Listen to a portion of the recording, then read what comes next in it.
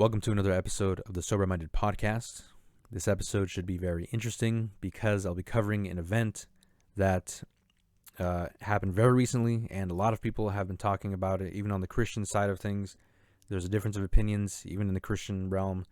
And of course, everybody's giving their opinion about this, from politicians, actors, and just everybody on social media has their own thing to share about this particular event. And the event that I'm referring to is the Nashville Shooting. And if you don't know, this was a shooting. The shooter was a 28-year-old female who shot some children and teachers at a Christian private school called the Covenant Christian School, I think. And there's 6 victims in total, 3 9-year-olds and 3 60-year-olds, or they're around 60. And so that's what's going on. And the thing that people are focusing on is that the shooter was a part of the LGBT community, or they believed LGBTism. And so towards the end of her life, she identified as a male and decided to go by he, him pronouns. Okay, but this is a biological female. Okay, you can't change your gender just by calling yourself a different pronoun. You are what you were born as, and you can't do anything to change that. But in the world of LGBTism, gender is irrelevant, and you can, call yourself whatever pronouns you are, and that makes you whatever you call yourself. So a lot of people have been focusing on that side of the event, right? So there's the murder aspect of it. Of course, 6 people lost their lives. And that's a very tragic thing when anyone loses their life, especially in this sort of case where it's just a total act of evil, and there's no other way to look at it other than to say that this was an act of, complete evil and hatred. And very quickly, I'll just say that the police response was very appropriate. It was good. It was a quick response. They carried out their duties, and they killed the shooter. And that's really what is important to me, at least at the end of the day, is that whoever's committing these atrocities is put to death, because that's what they deserve. So now, to get some of the obvious facts out of the way, like I mentioned before, the shooter was female, 28 years old. They previously had gone to that school. So she came out to her parents. Her parents sort of rejected her, but they didn't kick her out of the house or anything. And so that was years and years ago. And then over time, there's sort of a radicalization process happening. And of course, definitely the culture and social media probably played a huge role in that. And then so before she carried out the shooting, sometime before, they started using he, him pronouns, and even though they were a woman. And so and there was a lot of evidence that they were going to carry out this evil act. They drew pictures about, fantasies about this shooting that they were planning on doing. There's a lot in writing. And then I believe the day of or the day before, they had texted a friend that they were going to die. It was sort of a suicide note. And then they carried out the act. And so they planned on taking lives and then them being killed. So that's kind of most of the situation here of what happened and the build up to it.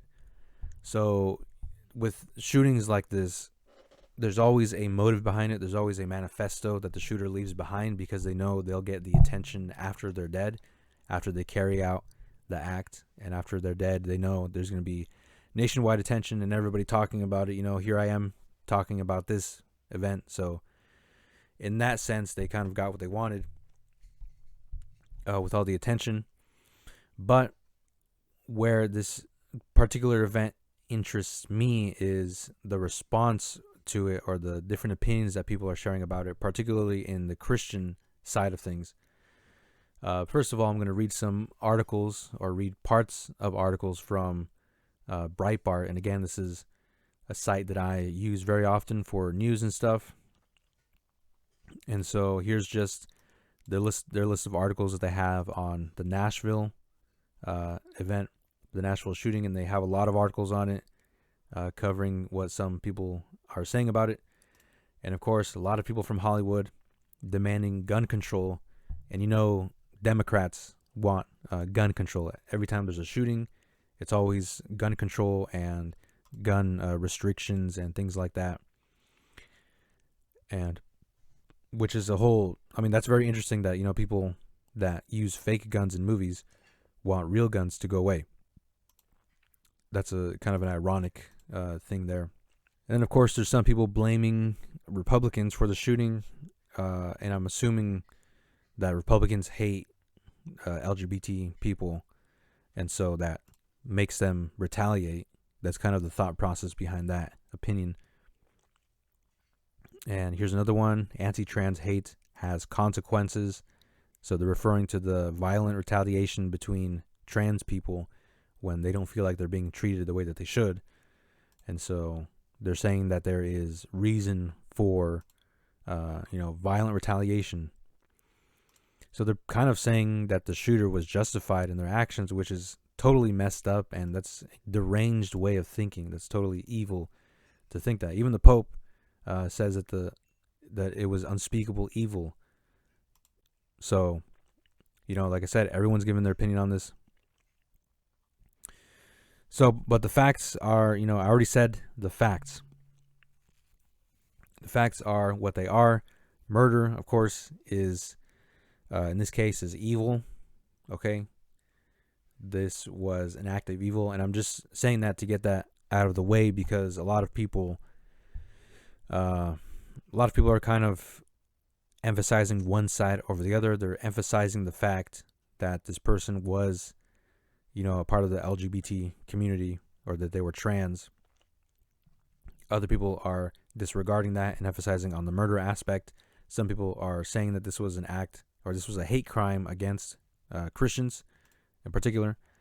I think all of those views have some validity to them. I think there's a whole lot of different things going on here. It's not just one thing and that's it. I think there's a lot of different views that make sense, and this is kind of a complicated event. It's a complicated matter. I mean, in and of itself, okay, you have a shooter killing people, and it's kind of, that's it. Like, that's all the event was. But obviously, when you take into account the motive behind it, the history of the shooter, and the things that they believed, the philosophy that they adopted, and all those sorts of things, then it becomes a more complicated issue. And then when you have to make your response to this event, you got to put some thought into it, because, like I said, it's a complicated issue. You can't just say it's one thing or another thing, and you can't give a simplistic answer to this kind of complicated issue. But someone that did give a simple answer to this complicated issue was, of course, the President of America, Joe Biden.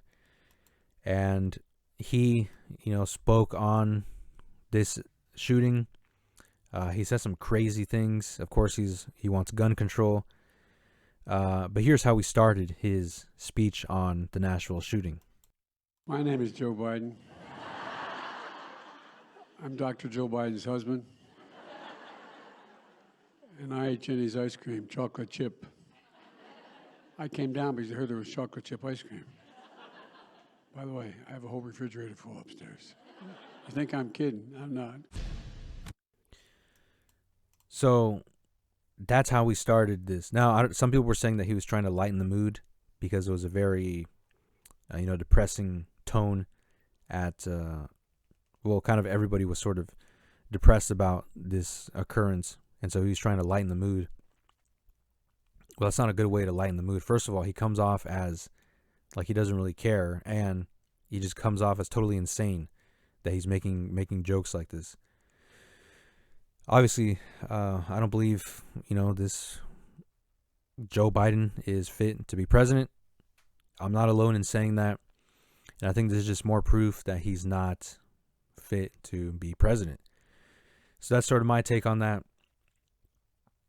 And then some other things that he got wrong when he was talking about the shooting. He says we have more.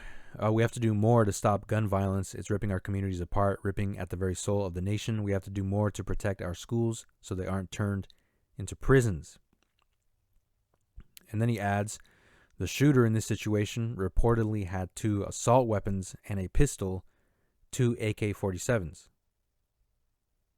Now, I've seen pictures of the weapons that the shooter had, and there was no AK-47s.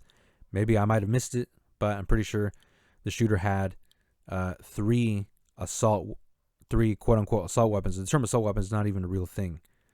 Okay, I think anybody who spends even a little bit of time looking at guns, researching firearms, and studying firearms, the term assault weapon or assault rifle is made up. It's a propaganda term made up by people who just don't like guns, people who want gun control, want guns to disappear, or something like that. So the term assault weapon means absolutely nothing because they just made it up to peddle their agenda. So if you don't know a lot about guns, assault weapon is not an actual term for firearms. It's not a classification term or a term to classify certain weapons, certain firearms. Totally made up. And then from what I saw, the shooter had an AR pistol, they had an AR rifle, and I believe that they had another pistol. I don't remember exactly, but the pictures are out there if you want to look. But nowhere did I see an AK or 2 AK-47s. I think he's just totally made that up because there was no AK-47s. The shooter did not have AK-47s. So again, he's mentally not all there because he made a mistake like that. And then again, he says, I call on Congress again to pass my assault weapons ban. There's that term again. It's about time that we begin to make more progress. Well, the way to make progress is not to ban assault weapons. Because a criminal is going to break the law. No matter what laws you put in place, a criminal is going to break the law. That's why they are criminal. So it doesn't matter what laws you put in place. And then the only thing that does is the people who follow the laws, who are the good people, they're not going to be able to have these kinds of weapons. I believe everyone should be able to have access to these kinds of weapons. And that's really where this issue lies. That's really the center of the issue. Should civilians have access to these kinds of weapons? I believe yes. A lot of Democrats and even the president seems to think no. And so there's a problem there because now we're coming into the realm of self-defense and the philosophy behind self-defense. Should we defend ourselves? Who has the right to defend us? Is it the police? Is it only the police? Is it us? And I think basically I believe that we should be able to have access to the same weapons that our attackers potentially will have. So in this case, if criminals have access to quote-unquote assault weapons or AR rifles, things like that, we should be able to defend ourselves with those same weapons. So that's what I think about that side of the issue. I think we have a right to self-defense with guns, with bats, with fists, with knives, whatever we have at our disposal. But I think legally we need to be able to match to be able to be equal to what the attacker has. So in this case, criminals have guns. Therefore, we should be able to defend ourselves with guns. Because if you take guns away from good, law-abiding citizens, what you're doing is you're cutting down that level of self-defense, that level of defense. Because there's been many times when shootings have been stopped by people, law-abiding citizens, using their firearms to defend, people from attackers who also have firearms. So it's very ridiculous, when people say that all guns should be banned just across the nation. It's ridiculous. You're living in a fantasy world if you think that's possible. It's simply not possible. And the second article here, media tests the narrative, trans shooter was victim rejected by Christian parents. So this is referring to that opinion that this trans person was radicalized because they were rejected by their Christian parents, which is interesting. And one thing that the article does point out is they say that their parents rejected them, but they continued to put a roof over her head. They didn't kick her out of the house, like I mentioned earlier. So that is kind of clear evidence that they weren't really like hating their daughter. They weren't really rejecting their daughter. They just kind of disapproved of their actions, coming out as gay and then eventually coming out as trans, quote unquote. So they still continued to have her live with them. So it wasn't a total hatred and rejection that the left is trying to portray. And then of course, when the media was reporting on this, the liberal media had they were kind of tripping over themselves because they weren't sure what pronouns to use. Well, it's not really an issue when you're thinking clearly, when you're thinking soberly about this topic. They were a woman biologically; they were not a man, so there's no confusion there. And they also mentioned there was an event that was being posted on Facebook and Twitter called the Trans Day of Vengeance, and that was before the shooting. This event was kind of planned before the shooting. The Trans Day of Vengeance was about trans people finally rising up and attacking, or maybe not necessarily attacking. I'm not sure what they plan to do actually, but they just kind of wanted to fight back against the institutions and the people who are against the trans ideology and the LGBTism. So that's looking really bad. Like they look really bad now, worse than they did before, because they still want to carry out this event after this shooting. Like that makes them look 10 times worse than they did before. But that's, kind of a different topic. So okay, we've covered the obvious. Biden's response. Dems want gun control. Republicans want restrictions on LGBTism, or at least they want less influence in schools and just in the public.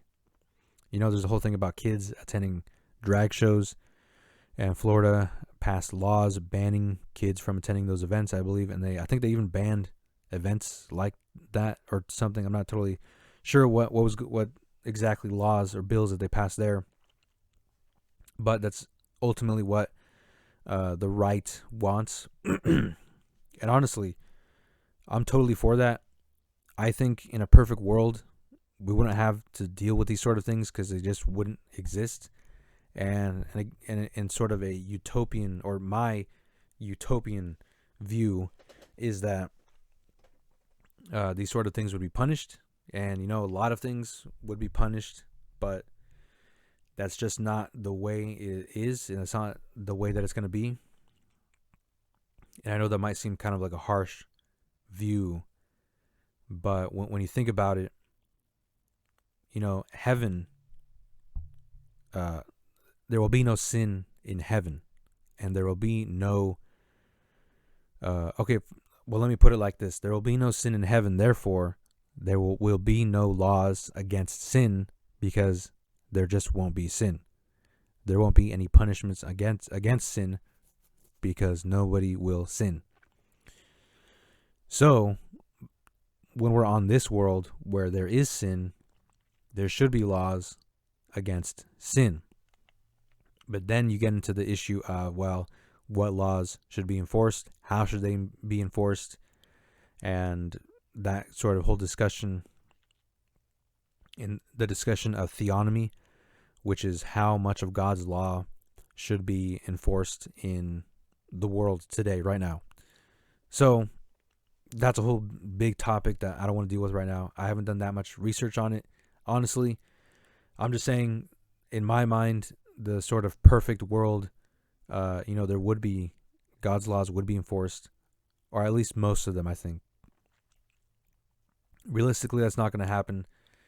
And that's not going to happen at all.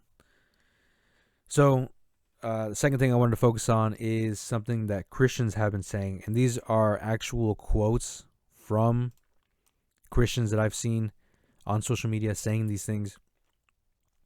I'm not going to say who said these things, but I'm sure you've seen this or people who are saying things similar to this. So the first one here is stop calling evil mental illness.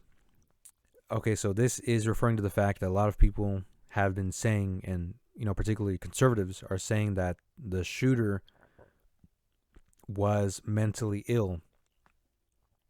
And they're saying that this was a mental illness, we need to fix this mental illness, and that sort of thought process behind that. And so this person was saying, stop calling it a mental illness, it's evil. So I understand what they're saying there, but I understand what the other side is saying when they say that. If there's a problem, let's look for a way to fix it.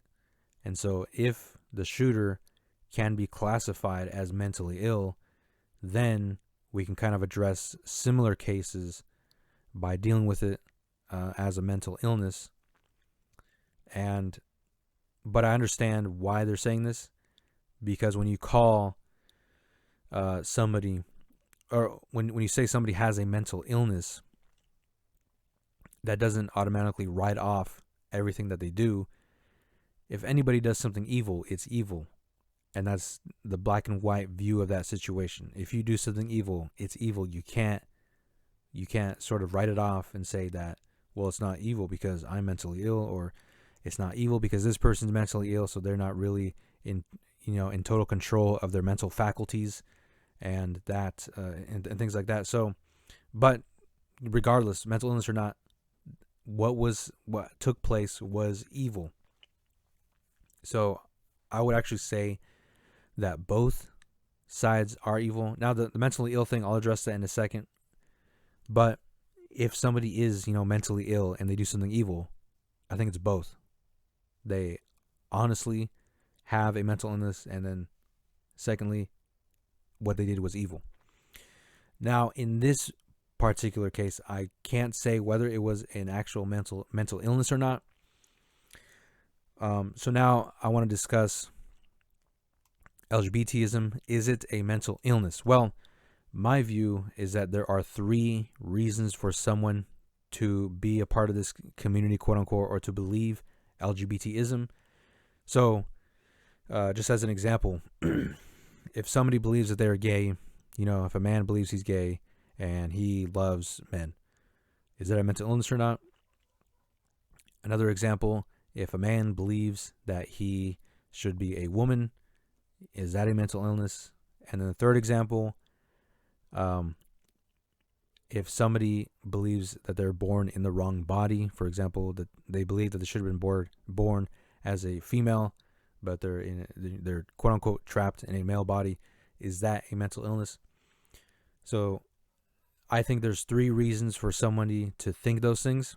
1, it's a real mental illness, like an actual mental illness. 2nd, perversion and deviancy, or in other words, they derive pleasure from classifying themselves as gay, or different pronouns, things like that, or transitioning, quote unquote changing their gender. They derive some sort of pleasure from that, some sort of sick, twisted pleasure from that. And the third is confusion, which is a lot of things, or excuse me, it covers a lot of the, anytime somebody says like they're gay or they're trans and eventually they grow out of it, that's because it was a result of confusion and it wasn't a real mental illness, and they didn't derive sick pleasure from that. So that's the way I see it.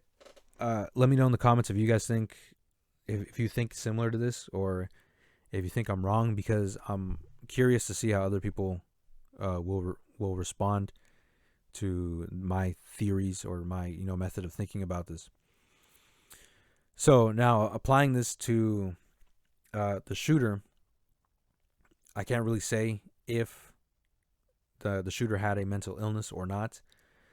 It does seem that way, the way that they, the pictures that they drew and what they wrote about themselves and how they planned this whole thing out before carrying it out. So it looks like it was a mental illness or it was a deep confusion. I don't think it's a second category, but again, this person, I don't know enough about this person, about this woman, to be able to give an 100% clear answer. But it does appear like it was a mental illness. Now, the thing with mental illnesses is you can be born with them or you can develop them over time, or because of a particular event that occurs.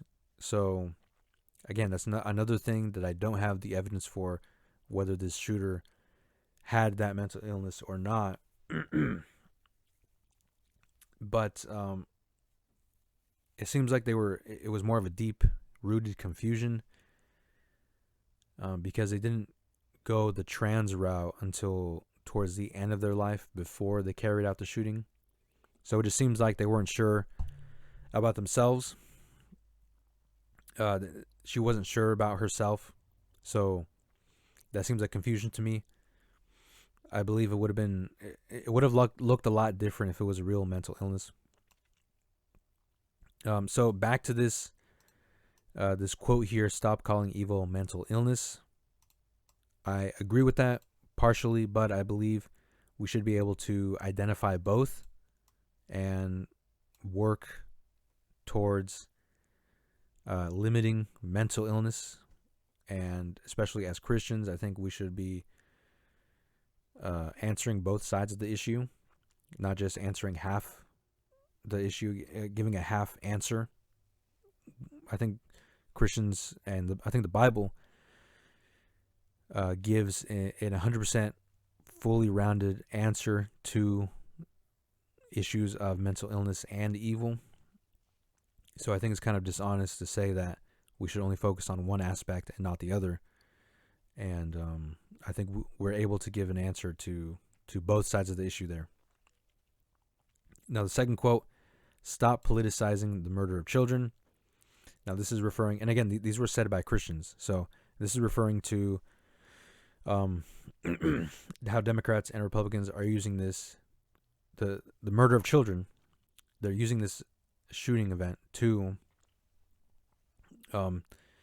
push their political agendas. So, for example, Democrats are using this to push gun control. Conservatives are using this to push some sort of anti-LGBT, which I don't think is bad. I mean, using this particular event to as a way to push anti-LGBT philosophy, I don't know. Actually, you know what? I don't really see the problem with that, honestly. You might think I'm crazy for saying that, but I think the fact that this happened shows that there is something wrong with these people and their problem solving, the problem solving part of their brain. They obviously thought there was a problem with how she was being treated. The shooter felt that there was a problem with how she was being treated. Their solution to that problem was deranged. It was mentally ill. So that shows that there is an actual disconnect with the real world. That's not how you solve issues in the real world. That's not how an adult solves issues in the real world. So, and I guess I lean more towards that side. But yes, the murder of children did take place, and that is an awful thing. It is a terrible thing whenever a child dies under any circumstance, under any situation. But I don't think it's politicizing to say that this event is proof that there is an actual problem with these people who identify as LGBT. I don't think that's politicizing it. It would be politicizing it to say that now we need gun control, because that is an actual that's a partisan issue. So that's actually peddling the politics of the Democrats, and that's not an accurate way to deal with that with this issue. So I think it's more accurate to say that yes, these people do have a problem. That's only one side of the issue. Yes, the murder of children did happen, and that was an awful thing. That was a terrible thing. And then again, as Christians, we can't turn a blind eye to one side of the issue. We can't just focus on one side of the issue and turn a blind eye to the other side of the issue. We can't just focus on the murder of children and say that this thing happened by random chance and that there was no lead up to this or there's no motive behind this. I think as Christians, we have to say, yes, the murder of children did take place. That's horrible. The shooter is most likely in hell for that. But we have to also address that the shooter, that there was a motivation. There was an evil, twisted motivation, right? They were not thinking clearly. That doesn't absolve them from what they did. They still committed an evil murder. They committed an evil act. So they're still accountable for that particular act. Just because they may or may not have a mental illness does not absolve them from what they did. They are still a murderer. And again, as Christians, I think we should be able to, or I think we are able to address both sides of that issue. And we're able to say, yes, the murder of children, 100% wrong, and it's terrible that happened. Then the other side of the issue, this person was not thinking clearly, and they had a problem processing the world around them, processing reality, and they believed that they were something that they weren't, and they believed that the way to solve their perceived problems was in a particular way that is not how we handle issues in the world, in the real world, in reality. So now I might have explained it in too many words, but I believe that's the case here. Now the third thing is very similar to that. Again, this is a quote from a Christian. This isn't a political issue. This isn't a mental illness issue. This is a sin issue. Okay, now in this, there's more meat on this one. So again, branching off from the previous quotes here, this isn't a political issue. Yes, the center of this issue is not political. The reason that the shooter did what they did was not political motivation, so therefore we can't say that this is a solely political issue. That might play a role into it, but it was not the center of this shooting. Second thing, this isn't a mental illness issue. That is debatable for reasons that I previously stated. If somebody does something wrong and they have a mental illness, what they did was still wrong, but we can't deny the fact that they had a mental illness. Now, the third thing here, this is a sin issue. Yes, of course, sin begets evil. Where there's evil, there's sin. Where there's sin, there's evil. And the two cannot be separated. So any sort of evil act that happens, it is a sin. And that's obviously clear. I think that's the obvious thing here is that, yes, of course, this was a sin, but we're not saying, or I'm not saying that that it's only a mental illness or that's only a political issue.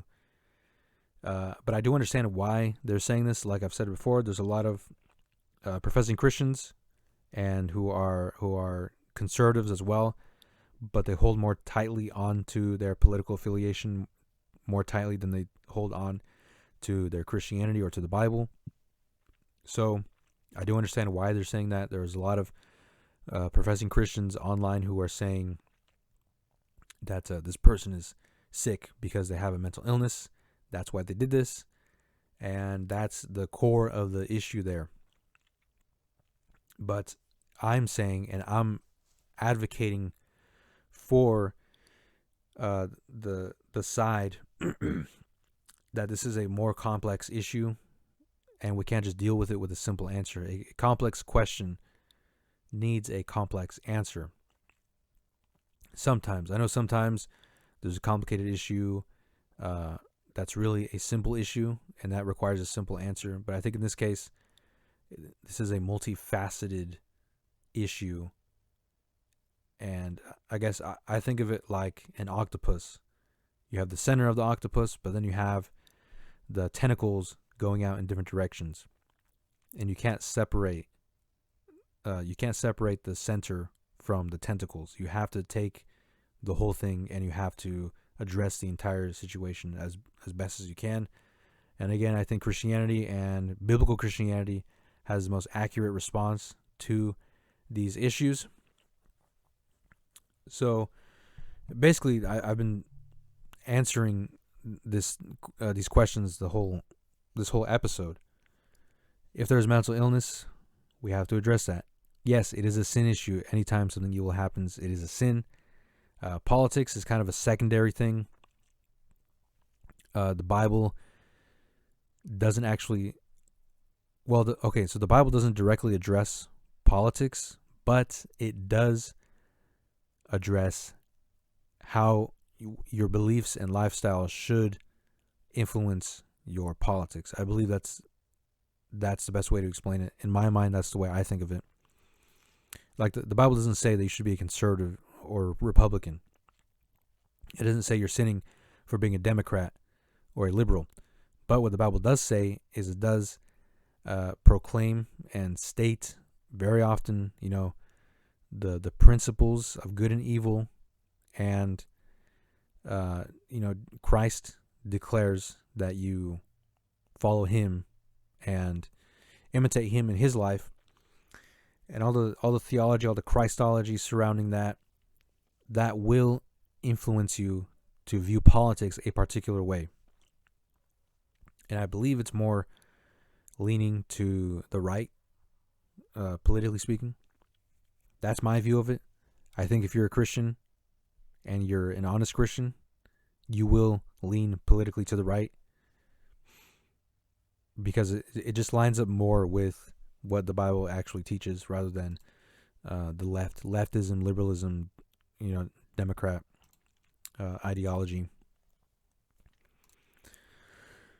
So now something else that I want to quickly address and end this episode on is, so the shooter was gay at first, and then they identified as trans towards the end of their life. Well, it's clear cut. The biblical view of this is very clear cut. And the Bible says God created man in his own image. The image of God, he created him male and female. Two genders, male and female. That's it. End of discussion. Now the second thing here, a woman shall not wear a man's garment, nor shall a man put on a woman's cloak, for whoever does these things is an abomination to the Lord your God. There goes the whole transgender thing. And when men pretend to be women, whether it's for a day or for years, it doesn't matter. It is a sin. And that's the clear cut, black and white, biblical view of it. So when the shooter was gay, that was a sin. When the shooter claimed to be transgender, that's also a sin. Sin begets more sin. Sin follows sin. So those initial sins, it just led up to another sin.